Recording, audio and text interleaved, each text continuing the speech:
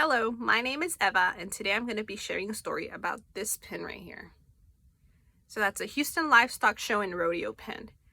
And this story goes back to way before I was born with my parents, who both immigrated from Mexico to the United States when they were younger. They came into this country without knowing an ounce of English, and my father somehow, with so much dedication, completed a certification to become a welder. And his career went on and he became the breadwinner of our household. However, my mother only completed her elementary school because my grandfather said that only women belonged in the kitchen and to raise children. So whenever she had her 3 daughters, she decided no longer were we going to live this mindset and we were going to break the cycle. She was going to make sure that all 3 of us graduated with a college education, and if we wanted, we could keep on going and finish graduate school if we desired. So my older sister, as a first-generation student, was able to complete her bachelor's degree, but my parents had to find ways to cover those funds, either through loans or through taking funds from my dad's retirement plan, and just my dad taking so many extra shifts at work. So 4 years later, it was my turn. And let me tell you, I had a little bit more pressure on me because my younger sister, who is 2.5 years younger than me, was going to go through the same process, and my parents are going to have to deal with 2 college tuitions.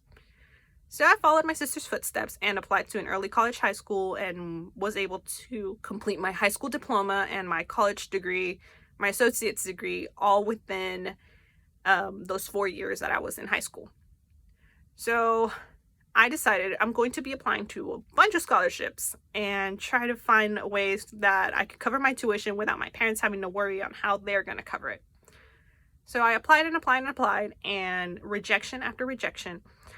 I remember this day just as if it were yesterday. I was sitting in my chemistry class. We were getting ready to do a quiz. Everybody had done miserable on the first quiz, so we were all nervous for doing the second quiz. So the professor goes on and goes over every single question, and I feel a buzz on my phone. And I knew it was an email. So I decided, okay, I'll check it whenever we go on break. And the professor lets us go on break, and I turn on my phone. And I see it's a notification from the Houston Livestock Show and Rodeo. And the first word I see is congratulations.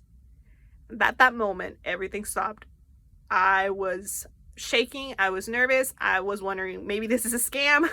So I go on and open that email, and I see, congratulations, you have been awarded a $20,000 scholarship with the Houston Livestock Show and Rodeo.